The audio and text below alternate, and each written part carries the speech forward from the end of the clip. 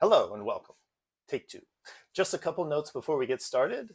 This stream is being recorded and will be available to watch on YouTube afterwards, so don't worry if you miss anything or you have to leave early. You will be able to watch it again. I'm going to talk about links to assets, videos, and information during this talk. And most of what I mention is going to be, the links will be in the description of this video. So look for them there, and then let me know if you don't find something that I mentioned. I'm glad to put it in the comments. And then also, everything presented here is my own opinions as well as suggestions that people have given me that I agree with. But try them out and find out what works best for you. And if you have any suggestions that we don't cover, please do add them in the chat or the comments on the video. There should be a little time at the end, and so I'll go over them as well as any questions. All right, great. Let's get started. Well, Global Game Jam starts on Friday, and here in Malmö, our local site is run by Malmö Jams 2, with space generously provided by Game Habitat and sponsorship by Tarsier Studios. We had a great game jam last year. You can see a picture here. You might see a long-haired fellow in the front who had a wonderful time. I'm really looking forward to another great year. This year, I'm helping out the Malmö Jams team, so if you happen to be at Game Habitat for the jam and you need some help, don't hesitate to ask me. I'm always there and trying to be helpful. Oh yeah, I should probably introduce myself. I'm Brian. I've been a game designer and developer for about 20 years. During my career, I've worked in AAA, AA, indie, and startup companies. I live here in Malmö, Sweden with my family. Here's some of the games I've worked on. You can see that I've jumped around quite a lot, and there's a lot of different genres and themes there. There's a story behind every game, and I feel really fortunate that I have the opportunity to be on each of these teams. I learned a lot, and I benefited from some great mentors along the way, and so this is my chance to pay it forward. So, in case you wonder why I do these things. I also run a nonprofit here in Malmö that provides free education in game design and game development with a focus on serving the neurodivergent community. I do a lot of public speaking on that topic, and I also provide freelance training, workshops, and consulting on game design and game development. I'm also an avid game jammer. I first started jamming when I lived in San Francisco back in 2014. Since then, I try to jam as often as I can, and I'm especially fond of Global Game Jam, Nordic Game Jam, and the Game Maker's Toolkit Game Jam. You see some of the games that I've worked on in game jams down there in my itch.io profile, and Donut Bear Speedway there holds a special place in my heart. That's a game that my daughter and I created in 2023 for the Game Maker's Toolkit Game Jam. So let's talk about jamming. If you want to maximize your chance of success at a game jam, the first step happens even before the jam starts. I'll start by going through a pre-jam checklist and some useful preparation tips. So, make sure you have your Global Game Jam account created and registered. Not just that you have an account, but you've also connected it to your local jam site if you're jamming on site. Beforehand, it's a good idea to go ahead and update any software tools that you might be using, because trying to do that on Friday night when you're sitting down with your team trying to brainstorm can be really stressful and difficult. So it's one of those things you can go ahead and knock out. You probably forgot about it up to now. Don't forget to join this Discord site for your local jam if you're attending. So for example, Malmö Jams 2 has their own Discord, and that's where you'll find information, you can ask questions, and connect with other jammers. Also, if you're going to use any assets that you may have purchased or gotten for free, you might want to inventory them and make them easy to access. So for me, I keep a Google Doc with all of the assets that I've downloaded from like Humble Bundles and stuff that I've purchased. And that way I can easily show my teammates and scroll through them and remind myself what I own, because it's really easy to buy stuff and then forget you own it. You could actually set up a team Discord already. Like most game jams I've been to, we quickly set up a Discord just for our team to share files or to leave messages or to keep our jam team informed, like if you're going to be late or if you get sick or whatever. So that's not a bad idea to set up in advance. You can do it on site, but it doesn't hurt. It's the same for version control. If you're really confident of the platform you're going to use, or rather the software like Unity, Unreal, or Godot, and you're the technical person who tends to be responsible for these things, you can go ahead and set up version control in advance. Now, if you're not familiar with using version control, I highly recommend that you learn about it. And I have a video that I'll link in the description about how to set up version control. One, it's the ultimate undo button, and there's tons of things that you can't just undo when you've done them in a game engine. And it's a huge confidence booster. Plus, it really helps even more when you have a lot of people working on a jam together. So becoming familiar with a method of version control is really smart. All right, anytime I'm going to travel or if I'm going to attend an event like this, even one right here in town, I make a packing list, and this jam is no exception. So here's my packing list for Global Game Jam. Note that Malmo Jams 2 is happening right here in the city I live in, but I'm still going to think about headphones, including noise canceling headphones if it helps you to focus. Headache medicine or other meds can suck to get a headache, and sometimes other people might need to borrow, and they'll benefit if you can help them out. I need a back pillow. Chairs can be really uncomfortable, and after a long time of sitting uncomfortable, like usually the next day I'm a hot mess. So I bring a back pillow. A water bottle is really useful. You should try to stay hydrated, and by keeping a water bottle by your desk, you can fill it up and then top it off whenever you need to. Make sure your PC is already loaded with apps and assets. And if you're bringing any special equipment, like if you're a sound engineer or something, like make sure you think of all the things that you might need, all the cables, etc. And don't forget batteries, for example, for a Bluetooth mouse or for anything that might need it. A USB memory stick can be useful if you have it, not a bad idea to bring. And you may wind up creating a game with a gamepad. So I like to bring a wired gamepad, but you could bring a wireless one as well. Not a bad idea. Sketchbook and pens, as well as snacks. Those are all things that I put in my packing list. It's not a bad idea to have some assets ready that you can use. Perhaps you may not wind up with all the art support you need, or sometimes it can just be helpful for rapid prototyping.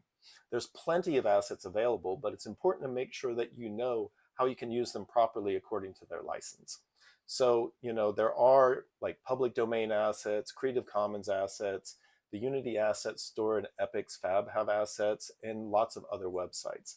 Now, I find that public domain is a little tricky. That's things that are usually available because their license expired. I'm usually not going to bother with that. The same goes for something that's like royalty free. A lot of times you have to pay for the license in order to use it. Creative Commons is a really common license that you find for freely available assets, and it's worth understanding how those work. But you can always be on the lookout for CC0. That's the Creative Commons 0 license, and that means you can use it without any worry about permission, payment, or attribution. But I'm going to give you some tips on places you can find these kind of assets. But first, it's not a bad idea to check at creativecommons.org to see what all the licenses are about, because some of them will require you to give attribution to the person who provided them to you, or have other restrictions. So just take a moment to familiarize yourself with this, because you are going to come across it with some of these free asset repositories. Now, you really don't have to worry about the license when you get something off of like Fab or the Unity Asset Store for the most part. It's good to know what the license is, but like Fab, for instance, it's the marketplace from Epic, the makers of Unreal, and they have assets for both Unity and Unreal. It's worth grabbing their free assets. They're always putting out free assets on a regular basis. And even if you don't intend to use them now, grab them. They're part of your account. You don't even have to download them. And if you ever find a use for them, then they're sitting there waiting. I mean, it's free stuff. So that's Fab, and you can check it out. Also, if you're a Unity user, the Unity Asset Store can be a great place. They have free and inexpensive assets like this 2026 Quick Start bundle. And you can search and filter for free under the price to find free assets. Let me pause for a sip of water. If you're a Godot user, be sure to check out the assets section of their website. Now, you won't find a lot of art there, but there are a lot of useful tools. Kenny.nl has been providing free assets for a very long time. While free, they also accept donations if you're inclined to help out. but there's tons of great low poly 3D and 2D sprites. So that's definitely at the top of the list. Humble Bundle assets aren't free, but they are really cheap, and often, they have sales where you can get like an insane amount of assets for really cheap. I've got a lot of Humble Bundle assets. I highly recommend getting on their mailing list so that you can see when a new sale happens. And if you go on their website, you search under software to find game dev assets. It also helps to know that the money goes to support good cause in a lot of cases. So that's definitely a place to check. I actually picked up a lot of these Cinti 3D assets from Humble Bundles.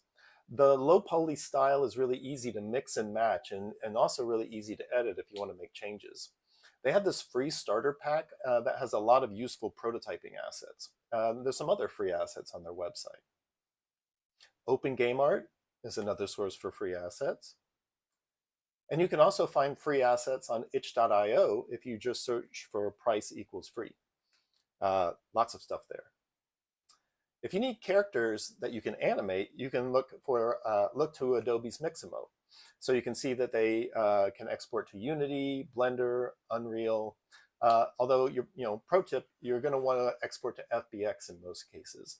But you can retarget the animations and use them in a lot of different cases onto different rigs if you know your way around Unreal. For audio assets, I usually go to freesound.org first. Here you should really be careful about checking the license because it can vary, and it's almost always a Creative Commons license. To download, you do need an account, but it's free, and I've never had any problems with spam, so I highly recommend that, especially if you're looking for natural and organic sounds, stuff like that. You can search and often find all kinds of stuff.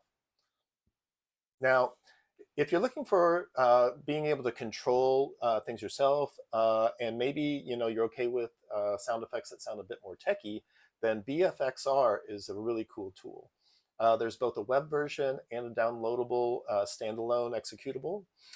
And so you can tweak all kinds of parameters and play around and get a lot of useful sound effects. If you're using Unity and planning to do a 3D project, I highly recommend that you check out ProBuilder. It's a really fast way to create 3D levels right inside of Unity. It's actually a free package that is part of Unity, but it's not installed by default. So find it in the package manager under the Unity registry. But it handles like it's going to be familiar to anybody who's used a 3D program. You can push and pull vertices and edges and faces, and you can extrude and bevel.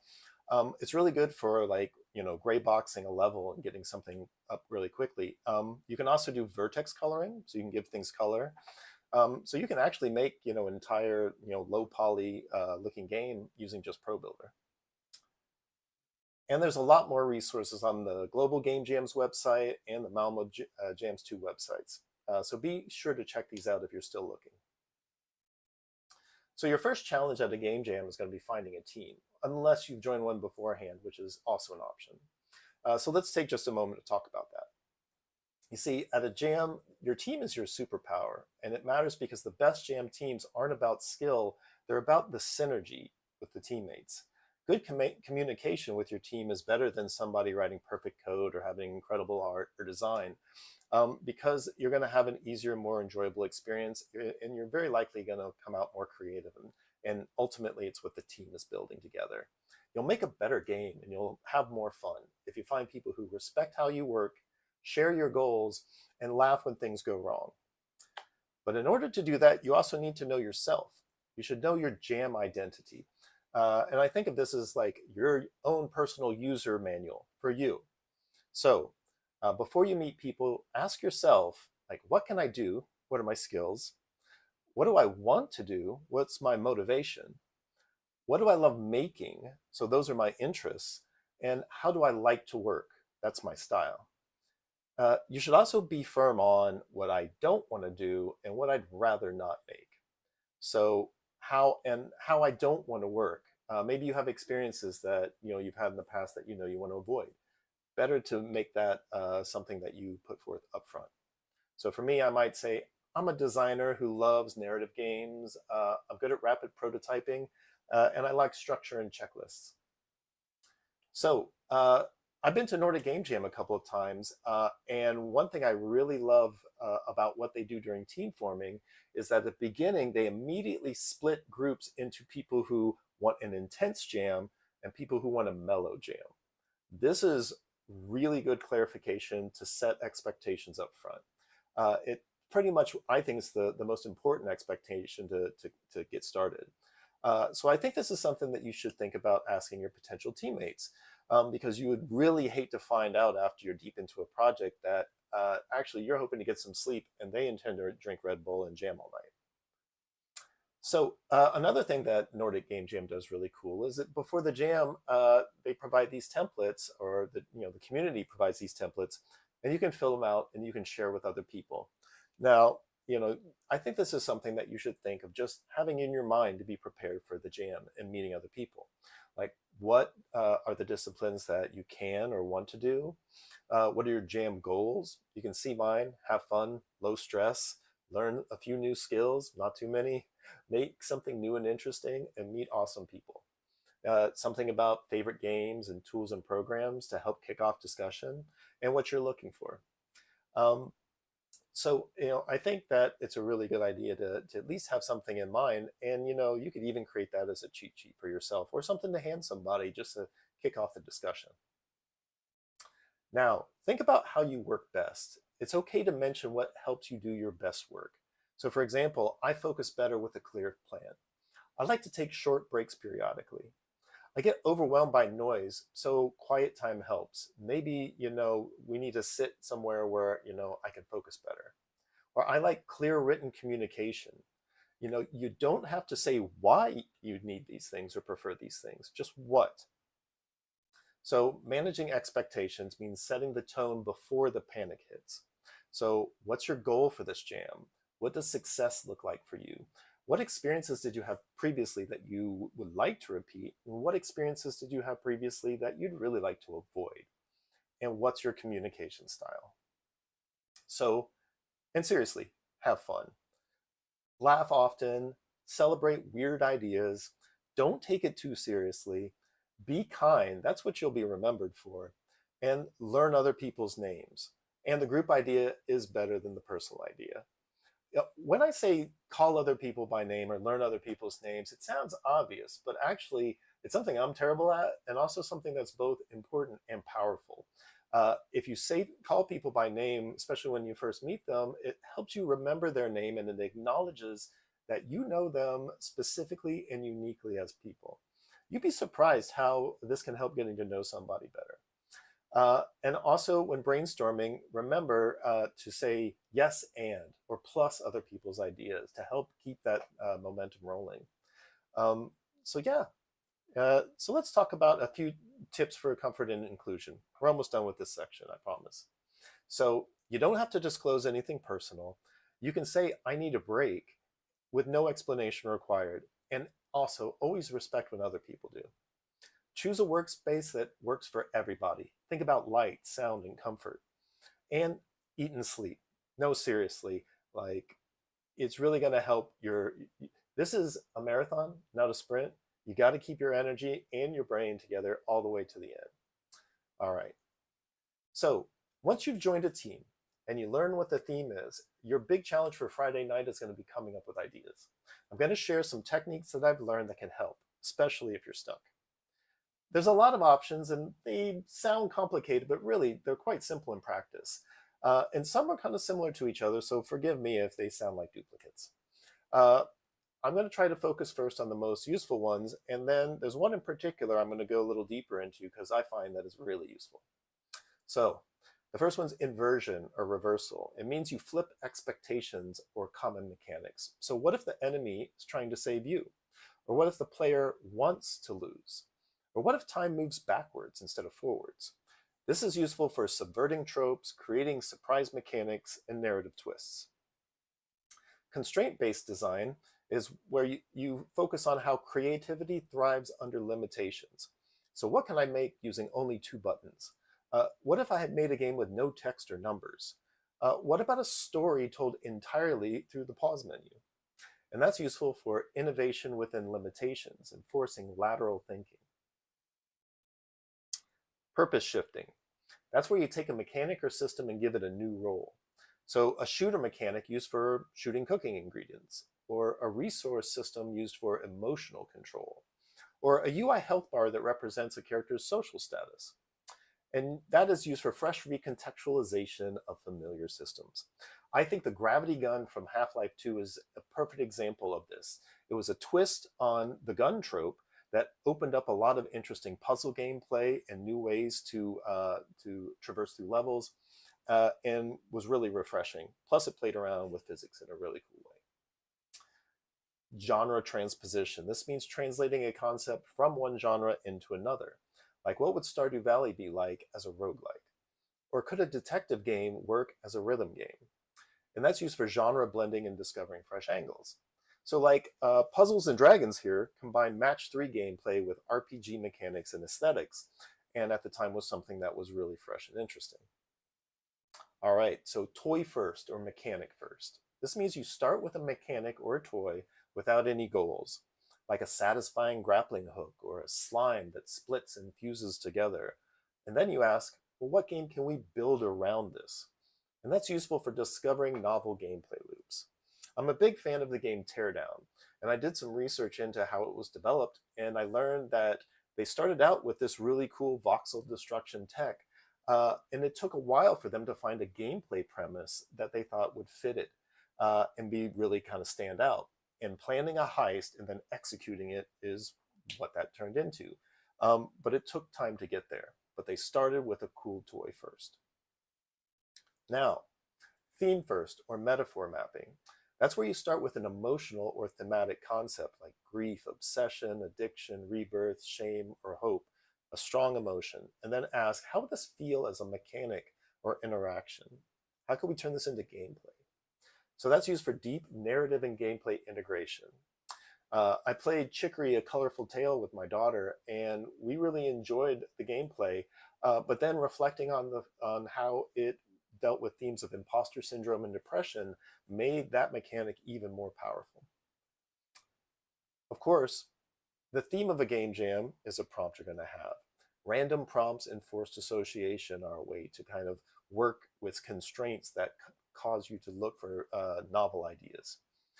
You can use random generators, images, or word lists and force a connection, like umbrella plus betrayal plus racing could be you race storms, or static plus home plus loss might mean maybe a haunted radio. And you use that for pushing past creative blocks and unexpected inspiration. And of course, if you need random words, well, the internet has you covered. Randomwordgenerator.com. You can set the number of words and all kinds of other things and keep pressing until you see an interesting combination. And this is even more powerful with a group of people. Next, what if scenarios. Ask speculative questions like, what if emotions were currencies? What if you could pause the world but only for a second? Or what if time was a resource that you could trade? And that's useful for mechanics or narrative hooks. I think Superhot is a perfect example of a what if game.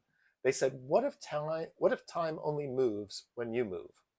And I thought that game was a lot of fun. I enjoyed it even more in VR. And so the execution is top notch, but it all started from a what if statement. Loop mutation. So that's where you take a familiar core loop, like aim, shoot, reload while evading, loop, loop, loop, or collect, upgrade, challenge, repeat, like in RPGs, and mutate one of the steps. So what if upgrades downgrade you but open up new areas? Or what if the collect phase gets sabotaged by the AI? And that can be used for deep systems reimagining. So persona or role-based reimagining. So that imagines the game from a different role. Like, what if you're not the hero but the shopkeeper? Or what would a game be like from the perspective of the tutorial? And that's useful for narrative innovation and asymmetrical design. And I think Moonlighter is a game that I've played that I reflect on this, because you play as a dungeon crawling loot collector who takes what you collect and sells it at your shop at the end of the day. You've also got Dave the Diver, for example, where you're diver by day and you're a sushi chef by night. Uh, Also, you have mental model mapping. All right, borrowing the logic of systems from outside of games. As a systems designer, I love thinking about systems, and I see systems all around us in the world. And so systems are fascinating both in games and in general. So things like the ecosystems of predators and prey, or political systems that give you faction control and betrayal, or machine learning systems, you know, even like, factory systems. And that gives you systems design, emergence, and AI behavior. But it's also something that players tend to understand instinctively because of their experiences with the real world. So when they encounter an ecosystem in like Rain World or Horizon Zero Dawn or in Avatar Frontiers of Pandora, it's something that they immediately understand because it's something that they're familiar with from their world. Deconstruction or genreopsy is where you pick a genre or a game and you dissect it. So think about what's the core loop? What assumptions does it make? What does it allow or what doesn't it allow? And then ask, what happens if I remove or reverse these? This is useful for meaningful innovation in familiar spaces. So I think it's a really great idea to actually try to sketch this out. You'd be surprised how analyzing a game and actually digging into the specifics of the system from a visual standpoint can really give you an aha moment. Empathy prototyping. That's how you apply the perspective of a certain person's experience to a game. So maybe a child or someone grieving or someone who's neurodivergent. And then you build for that lens. And it's used for inclusive design and original perspectives. So for example, the developers of Hellblade: Senua's Sacrifice employed deep research into psychosis to make both the narrative and the gameplay accurately represented. Another game that I really enjoy. Layer isolation and hybridization. That's where you break a game into layers, mechanics, controls, narrative, aesthetics, and then reassemble them or tweak things along the way. Like if you combine the mechanics of a stealth game with the art of a cartoon, or keep the narrative of a horror game but use rhythm gameplay. And that's useful for cross-genre experiments. There's also additive design, where you take an existing concept and find a way to evolve it one step further. So for example, third-person shooters added cover as a focus, like in Gears of War, where instead of running around trying to circle strafe and avoid fire, you needed to get to cover, pop up out of cover, and then roadie run from cover to cover. Or in PUBG, where a shrinking circle is used to create the battle royale genre, where you force players into closer proximity with each other, and starting out with a really humongous map. Subtractive design is the opposite, where you take an existing concept and you simplify it. So the Battle for Polytopia took in the Civilization series and simplified it down. And it's a great game. I love how it distilled things down to the core. It's playable on mobile or tablet, really, really easy. But it still maintains like the core essence of the Civilization series, in my opinion. Vampire Survivors reduced player controls to only 2D movement with automatic attacking and making a heavy focus on the metagame. And now we have tons of Vampire Survivors clones. And as I recall, Vampire Survivors won a BAFTA. It's really wise to look to tabletop role-playing games and board games for mechanics that you can borrow. I'm a huge fan of this approach. So for example, Citizen Sleeper borrowed their clock fill mechanic from the tabletop RPG Blades in the Dark. You also have puzzle games and strategy games and party games that are known for using tabletop mechanics like Blueprints, Darkest Dungeon, and Super Mario Party. And now, here's one of my favorites to employ at a game jam, combinatorics. So what you do is you create a table and you look at each intersection to find the combinations. Similar to other things you've seen, but this is something that's really easy to put into practice in a practical sense. So what you do is you make a list of game genres, game mechanics, story concepts, or whatever. First, just make a list. Feel free to blend them together. Try to, I tend to pick things that I'm really interested in. Actually, one of the last games that I released was a personal project that mashes up tower defense and match 3 called Escape Protocol. And I found that it was a really interesting combination. Other notable combinations, BioShock combined first-person shooter with RPG and immersive sim mechanics. Portal combine puzzle and first-person platforming, and Pikmin combine real-time strategy and the action genre or adventure genre. And this is how it works. First, make that list of genres, mechanics, themes, or whatever you like. Then take that list and make it both the top row and the left column of your table. Now you look at each intersection and consider whether that combination is interesting or not. But note, half this table you don't have to fill out. All the gray stuff is duplicates. You don't need a turn-based game. And there's already turn-based horror represented in the black, so you don't need the one that's in the gray. So just go through this table, and what you do is for each cell, when you look at the combination, mark it with an X to disregard it. If it's worth considering, mark it with a circle. Don't start brainstorming just yet. Keep pushing through until you've seen all the combinations. Note that for every one you add, this table gets pretty big. When you're done, go back to the circles and list them in the priority order based on how interesting they are to you. And then you've got a list of promising ideas. And if one won't work out, just go to the next one. And so you're going to say, well, Brian, like, where am I going to come up with all these genres and mechanics and stuff? Well, the internet, because Wikipedia has a huge list of video game genres. And there's several websites online that have huge lists of game mechanics. And I've got some linked in the description. Now, when you finally decide on, when you're evaluating some of your potential concepts, there's 3 things that you should keep in mind. That the team is excited for this concept, that the team can make this concept, and that people will want to play this concept. And that point in the middle where they all overlap is the sweet spot. This is the best option for your team because it's going to be something you're excited to make, capable of making, and that's worth making. This applies in general too, not just to Game Jam games. So, some tips and tricks about game concept. All right, the theme reveal is on Friday, unless you already peeked at Global Game Jam's theme since they released it on Sunday. I totally didn't peek. Spend 30 minutes brainstorming alone after you get the theme. And then spend 30 minutes to come together and share your ideas with the team and gather all the ideas together. That's my recommendation. But pick an idea by 9 p.m. on Friday night. Don't spend the whole first night debating about which one you should go with. Like, it's really important to get started. It doesn't have to be, the theme doesn't have to be part of your core loop. In fact, most Game Jam games, the theme is essentially flavor. It's something that, is a lens at which you can look at your game and see the theme reflected.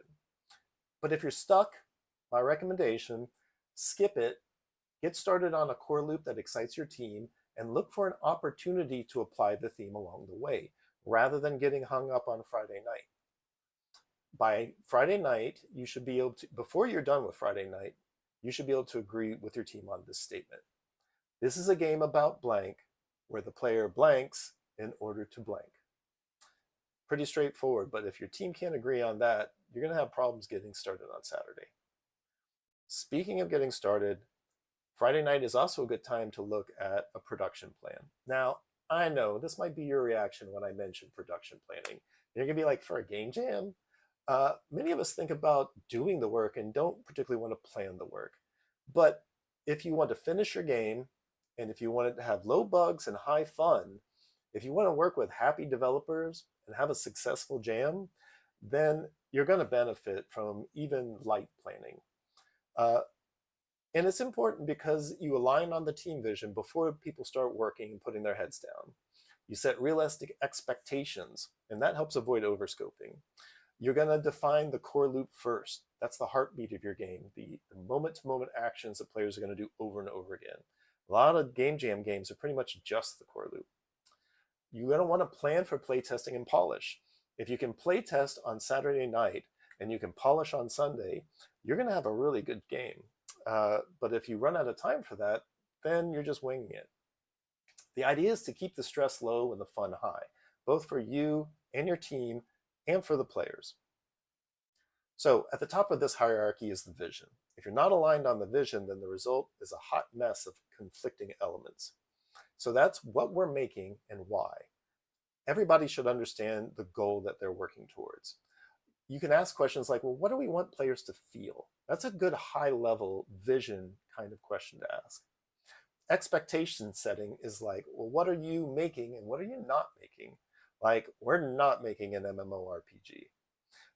Another recommendation, game jams are a really bad time to try to learn something brand new from a technology sense. And so if you're going to, experience jammers, do what you like. But if something's brand new to you, I think that is kind of crazy to be in the intensity of a jam and try to create something and learn a new tool on the fly. All right, so before we get into the production plan process, let's talk a little bit about managing scope. Overscoping is the #1 killer of games in general, and it's especially dangerous at a game jam. So start small with just the core loop or just one mechanic. Consider what you're confident you can do. Like, that's a really good place to start. Minimize things you're unsure you can do and prioritize brutally. Like, be sure to call out things as optional. And when you're excited and you're brainstorming, like, you're going to throw ideas out, and that's great. But try to immediately identify, like, okay, yeah, that's something that's a nice to have, not a must have. So let's talk about the core loop real quick. So as I mentioned, a core loop would be like in a shooter game is probably aim, shoot, evade by reloading, while reloading. So that's the moment-to-moment actions players take. It makes the game engaging, and most game jam games are only the core loop. Also, you should test it on people who aren't in the dev team. Now, here's a dangerous fellow that many of us are probably familiar with: scope creep. Adding features is fun, and it's easy to justify that they're going to make the game better. But every feature is going to take time to polish and to fix bugs. Every added feature adds a risk that you're not going to finish on time. And the interactions of these features sometimes are unpredictable. So remember, half a good game is better than a whole broken one. So be careful when adding new features. Let's look real quickly at the phases of production. Regardless of the size of the project, whether it's a game jam game, a personal project, a small indie project, or a 10-year-long mega AAA project, it's valuable to plan for each of these phases. So concept phase, brainstorm and pitch. Pre-production, defining and prototyping mechanics and making a plan. Production is where you build code and content, get it in, iterate on it, and play test. And then post-production is reserved for balancing, polishing, and fixing any critical bugs that still remain. Milestones are part of this production process. A milestone is a point in the production where something important has been accomplished. So for example, FPP, the first playable prototype, is the earliest build that actually demonstrates some core mechanics. It usually has minimal assets and often placeholders. Further down the road is alpha, and that's where all the features are in, it's playable from start to finish, and you shift from creating to polishing what's there. And then beta, you're in the final stretch. All content is implemented, balancing and bug fixing is all that's left.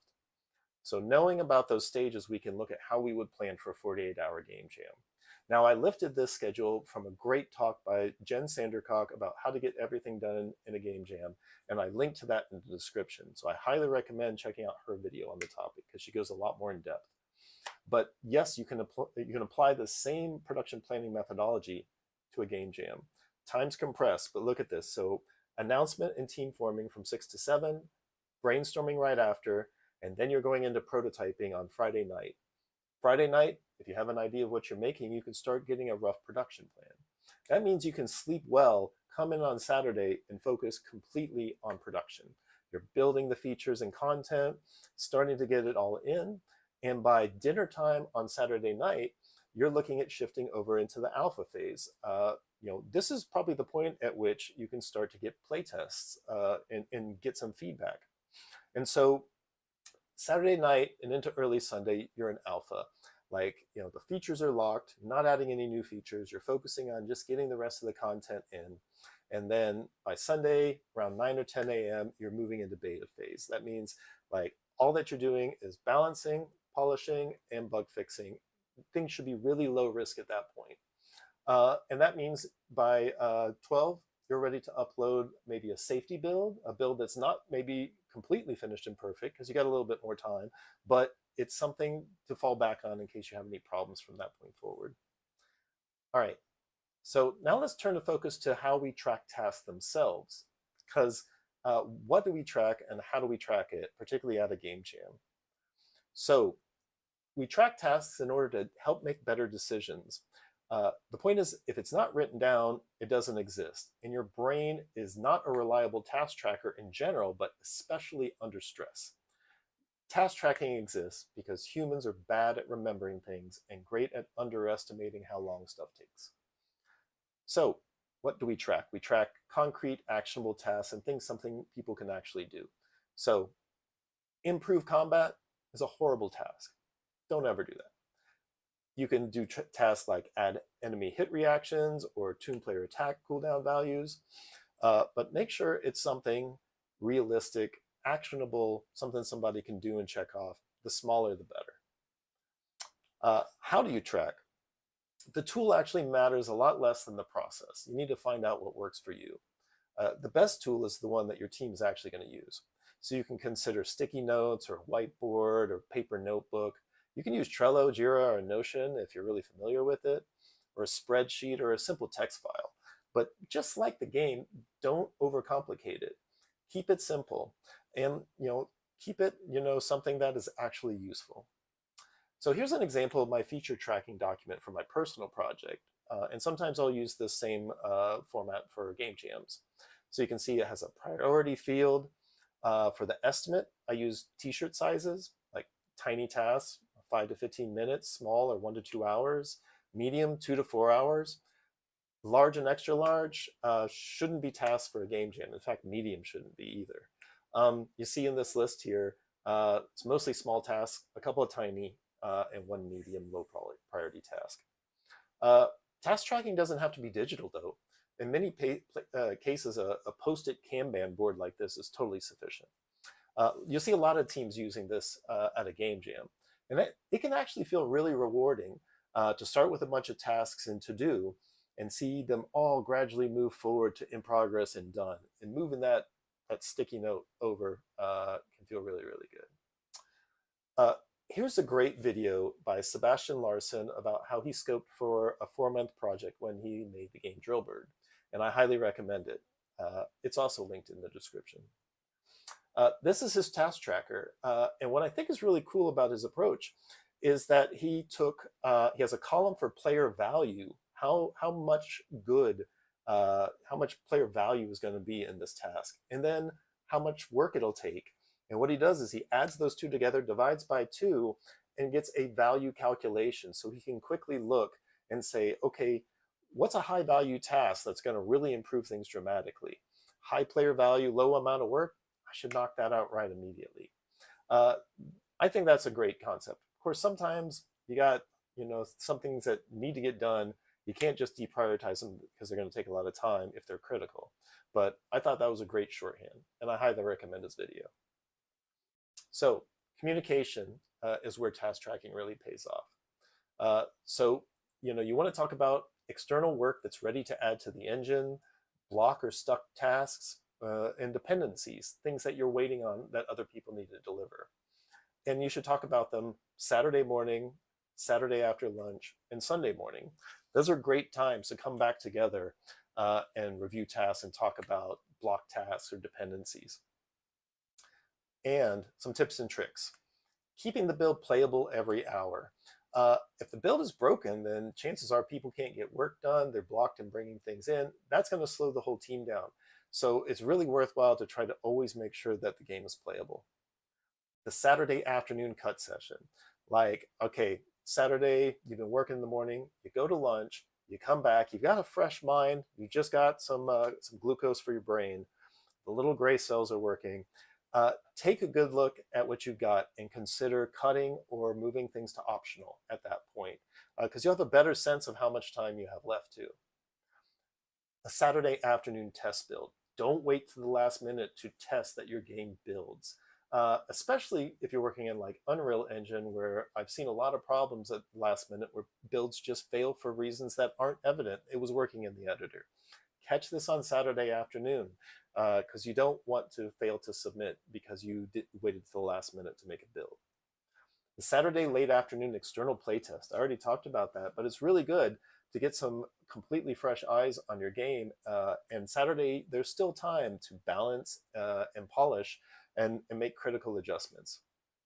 Sunday, make sure you've planned time to integrate content. Like a lot of times I'm the game designer who's working in the engine, and it's my responsibility to make sure that work done by the artist or the sound engineer or the writer gets into the build. And if I've been focusing on my task and that's been building up, there's nothing more heartbreaking than for somebody on your team to have done valuable work and you didn't manage to find time to get it into the game. And so plan ahead for this. Make sure that you're syncing up with them. Don't fall too far behind with getting content in, and set aside time or figuring out how you can delegate that. Also, you don't necessarily need to build a tutorial into the game. You know, you're going to be sitting there while other people play. You can give them the tutorial verbally. When you upload the game to the Global Game Jam website or itch.io, you can add a tutorial there. Or you can add it after the jam if you want to. But I would say don't worry too much about getting a tutorial in. Sunday morning, go ahead and upload a stable but unfinished build to the website. I call that the safety build. It means that things could break later on, but at least you've got a functional build up for your submission. You can always put a better build over that at a later time, all the way up to when the jam closes. So let's talk a little bit about roles, collaboration, and communication. They're really useful in a game jam.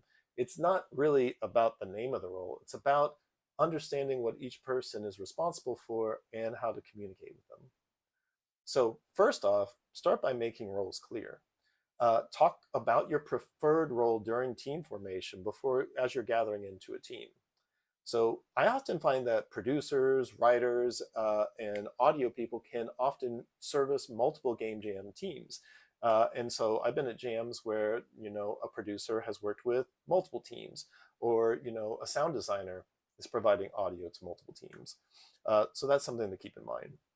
You can try for a well-rounded team, like a programmer, designer, artist, plus extras, but work with what you have. You can always find a way to make something work with either off-the-shelf assets or just figuring out how to design a game that works towards your team's strengths.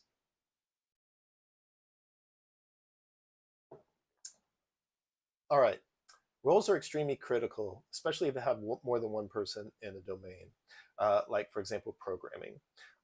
I was once at a jam and I saw a team with 6 programmers nearly implode on Saturday afternoon when several of them discovered they'd all been working on the same system separately since Friday.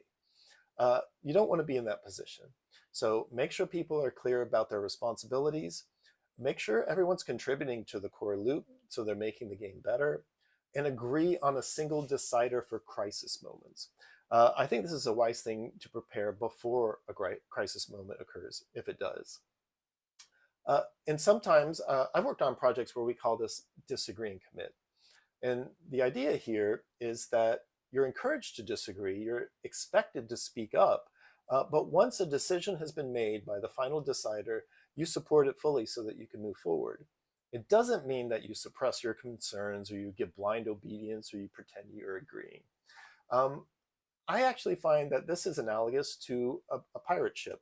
I'm making a pirate game right now, so I've been doing a lot of research on pirate ships. And I find it fascinating that they were known for their democratic structure. They'd vote their captain in and out. They'd vote on a lot of things, except during combat. During combat, the ship's captain's decree was absolute. So the idea is, in a crisis, it's often more important to move forward with a bad decision than to wait for a good one. And in a 48-hour game jam, well, that's a textbook case for applying this principle. So consider it. All right, conflict, motivation, and expectations. Small conflicts are normal. It's how you handle them that matters. So prevent conflict early by clarifying roles early and expectations. Revisit those expectations if tensions arise, or if roles change, or if somebody has to leave your team, or you get somebody added to your team. Take breaks to maintain focus and morale. It's a great idea to go to lunch as a group, or if you need to, just get away, take a walk, get outside for a second, refresh. I think you underestimate how valuable that is for your mental state. And just keep in mind healthy communication. Speaking in terms of goals, like instead of saying, I don't like this, you can say, well, how does this support our core loop? I find that asking questions promotes discussion as a much better way of getting to a resolution than making statements, which tend to stop discussion. Critique ideas, not people. So instead of saying, you're wrong, you can say, I'm afraid this mechanic might cause this specific problem. Let's talk about the potential impact. Understand somebody's perspective and, assume that they know what they're doing and they have some degree of experience. And that's a lot more respectful. So now the final step of the jam is submitting your game. And so here's what you should know. Submitting your game. The website can get a little slow and cranky at times with so many people in the world trying to upload their game all at once. So think about starting the process early. So on Saturday, create a page for your team on the Global Game Jam website. Only one person needs to do this. On Sunday, around 2 o'clock, finish your submission details like your title, description, team members, and screenshots. Start uploading a build at 3 o'clock on Sunday. Show off your completed game at 4. That's generally when the jam kind of soft ends and people are all kind of showing off the games that they made. It's kind of a time for celebration and laughing and enjoying what you've done. The deadline for the game upload, actually, I think it can go up to midnight, but I think you should probably think of it in terms of like 5 o'clock because the event ends at 6, and that's when it's time to go. At least for Malmo Jams 2 the Malmo Jams 2 site. Now, note that the requirements for Global Game Jam have changed and you only need to upload your game. You used to need to upload your source code, but you don't have to do that anymore. So here's a page that my team created last year for the Global Game Jam in 2025. The theme was Bubbles. And you see, we created a game called Bubbles Come Home about an adorable hamster and a hamster ball who got embiggened to become the size of a house. And he's so scared and desperately wants to get home and destroys most of the town doing it. I highly recommend taking a celebratory pic of your team to commemorate finishing the jam too.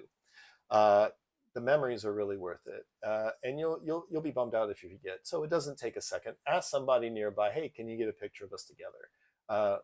They'll always respect that. So after the jam, it can feel a bit like a hangover. I mean, you spent 48 hours, like almost 3 days, like just, focusing on an extremely intense thing. So when the jam is over, follow up with your teammates, make time for recovery. And then when you've recovered, remember to add your jam game to your portfolio, like on itch.io, your personal website, or wherever. Now, if the jam goes poorly, you still learned something. You still met people, and you still practice finishing a game. I tell my students that game jams are the best networking thing that you can do for your career. You can try to meet people on the internet, on LinkedIn. You can go to networking events and try to talk to people, but make it a game with some people that you just met at a game jam. Like you form a bond, and people remember that. Discords that I had with previous game jam teams are still around. We still chat every once in a while. When I see people I've jammed with before, we always have a hug or a handshake and talk about everything that's happened in the meantime. So yeah, it's definitely worth the experience. But I hope you feel a little bit more prepared for it. So note that you're all welcome to ping me anytime. You can reach me at this email. You're welcome to add me on LinkedIn. And if you're interested, you can join the Discord for my nonprofit, Divergent Neurons. If you go to divergentneurons.org, there's a link to the Discord there. So have a great jam. It looks like there's 4 minutes left. So let me see if I can see any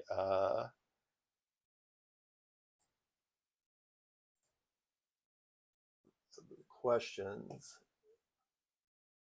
All right, sweet. Yes, somebody definitely backing up, grabbing stuff from Free Sound. Let's see. With all these concepts or ways to inspire ourselves to create games, do you think there is such a thing as too much when people will try to mix and blend too many ways of going about creating a game? Uh, I think that we're always looking for novel and new, and I think that prototyping and trying a bunch of new things is definitely the way of going about it. But yeah, I can kind of see what you're, like there are certain tastes that just don't mix, and people will try them. So, what if you want to blend two examples that you provided, three or four? Do you think it's better to isolate them to start from a solid base or idea? Um, I mean, I think that you can use that table and give it a different dimension and add three things or four things. Um, but you can always, I think it's a good idea to kind of map out and explore the different options. Uh, I'm a big fan of, from a game design point of view, exploring the whole possibility space before you actually decide on something. Don't just fall in love with the first idea you come up with.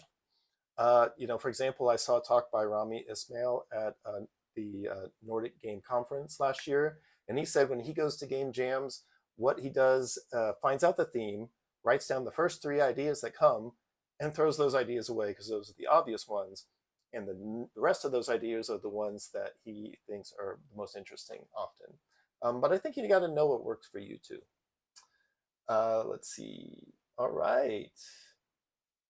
Thanks for the presentation. When would you say someone is ready to join a jam? I think that anytime, I think just knowing how you think you can contribute, like as long as you manage expectations, I think that there's always something that you can learn from going to a game jam. You can tag along with friends and just kind of spectate. You can go and help out. You can volunteer to game jam. So I think that I encourage people to join a jam because almost always they don't cost any money. You can learn a lot from going there and just making it clear what you can and can't contribute. So as long as you set expectations, I think that it's never too early. I jam, with my daughter, and she's 11. I guess it was like what 3 years ago when we did that jam. So she was like 8. So, all right. You have a recurring calendar reminder every second Wednesday to grab the new free fab assets. That's a great idea. Because yeah, those free fab assets and the free games that Epic has been giving away, there's so many good freebies. And you might think, oh, I'm not going to use this now, but you never know in the future. It just becomes part of your library. So definitely. My very first jam, I showed up, let them know it was my first time, and I just wanted to mess around with making some sounds music. So I ended up providing one of the voices for the game. Man, some of the coolest stuff I've seen at game jams is like when people will do Foley or audio and just grab people and do crazy stuff. Last Nordic Game Jam, I was next to a team and they grabbed a bunch of us and we did some kind of hallelujah and reactions as if we're in some kind of big church choir or something. And it was hilarious. It was great to see it in their game, how they used it. It was fun to be a part of it. So absolutely. Cool. Well, thanks a lot, y'all. It's 8 o'clock. I'm exhausted and it's getting to bedtime, but I'm really glad that you joined me, and I'll make sure that this video is available tonight in case you want to rewatch it, and feel free to share the link with your friends or anybody who might be interested. And if you join Divergent Neurons Discord or Game Habitat Discord, I'm planning on doing more of these kind of talks over the course of the spring as I get some energy to share. All right. Yes, combinatorics. That's the graph thing. Cool. All right, everyone. I'm going to end the stream. Good night.